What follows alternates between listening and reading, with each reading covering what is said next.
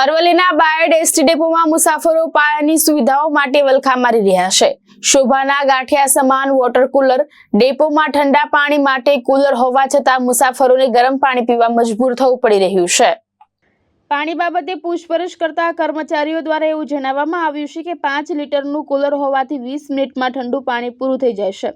શું હજારો મુસાફરો માટે 5 લીટરનું કુલર પૂરતું છે? કાળઝાળ ગરમીમાં પંખા બંધ, એક તરફ આકાશમાંથી અગનગોળા વરસી રહ્યા છે ત્યારે ડેપોના વેઇટિંગ એરિયામાં પંખા બંધ હાલતમાં જોવા મળતા મુસાફરો શેકાયા છે। ડેપોના કર્મચારીઓ માટે તમામ સુવિધાઓ ઉપલબ્ધ છે, પરંતુ જે જનતાના ટેક્સથી આ તંત્ર ચાલે છે તે જનતા માટે સુવિધાઓ માત્ર કાગળ ઉપર જ છે। એસટી તંત્રની આ ઘોર બેદરકારી સામે જનતામાં ભારે રોષ જોવા મળી રહ્યો છે। શું ઉચ્ચ અધિકારીઓ એસી ઓફિસમાંથી બહાર આવીને મુસાફરોની પીડા જોશે કે કેમ? વારંવારની રજૂઆતો છતાં તંત્ર ઘોર નિંદ્રામાં, મુસાફરો ખાનગી દુકાનોમાંથી પાણી ખરીદવા મજબૂર બન્યા છે। દર્શક મિત્રો, આપને જે દ્રશ્યો બતાવવામાં આવી રહ્યા છે તે બાયડ બસ સ્ટેન્ડના છે। બાયડ બસ સ્ટેન્ડમાં કેટલાય સમયથી આ કાળઝાળ જે ગરમી પડી રહી છે અને અહીંયા તમે જોઈ શકો છો કે પાણીની વ્યવસ્થા જે ઠંડા કુલરનું જે પાણી આવે છે એ પ્રજા માટે નથી। અહીંયા આ પરિસ્થિતિ કેટલાય દિવસોથી ચાલી રહી છે। ઠંડુ પાણી પીવા માટે પ્રજાને મળતું નથી। આટલા કરોડો રૂપિયાના ખર્ચે આજે બસ સ્ટેન્ડ બનાવેલું છે, પરંતુ અહીંયા સુવિધાઓનો અભાવ છે।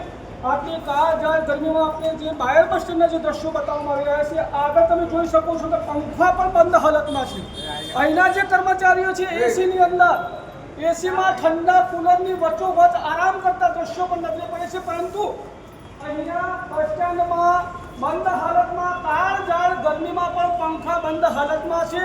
અહીંની પરિસ્થિતિ કેટલાય સમયથી ઠંડુ પાણી આવતું નથી। બાજુમાં ગરમ પાણી જે છે એ ગરમ પાણી આવે છે, પ્રજા માટે ગરમ પાણી છે, પરંતુ ઠંડુ પાણી પ્રજાના હિતમાં નથી। આપને સોશિયલ મીડિયાના માધ્યમથી જે આપણે જે દ્રશ્યો બતાવવામાં આવી રહ્યા છે બાયડ બસ સ્ટેન્ડના છે, અને બાયડ બસ સ્ટેન્ડમાં કેટલાય સમયથી આ જે પાણી છે ઠંડુ પાણી છે, પરંતુ ઠંડુ પાણી આવતું નથી।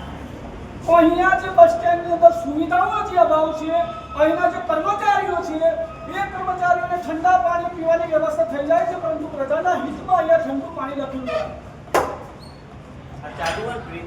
જયેશ પટેલ, દ્રષ્ટિકોણ ન્યૂઝ, માલપુર।